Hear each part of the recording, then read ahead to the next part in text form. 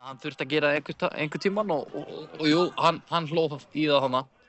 Ýmir finnur Fúsi. Hún bolta á Fúsi með lúmskot. Það er svolítið kraftlaust. Það er þetta fyrsta skotið á mark. Já, þetta var Grindvíkingum. Fínasta skot á markana. Hann kemur Íbra, er í góðri stöðu á móti Eysteinn. Íbra er komin í góðri stöðu. Rafa! Já, maður! Rafa er að skora þetta! Svo þetta vel gert. Já, Fyrir Sindri meðan inn að hægra meginn setur hann Ármann er búinn að fara í margar svona stöður 1-1. Krossornum fyrir frábær bolti frá Ármanni en þarna er Aron Birkir vel á verði. Já, Raggi hann er svoandi og Adam fær dauða færi sem hann á klálega bara að hann skora úr. Já, en virkilega vel varið. Þannig lætur leikinn fljóta.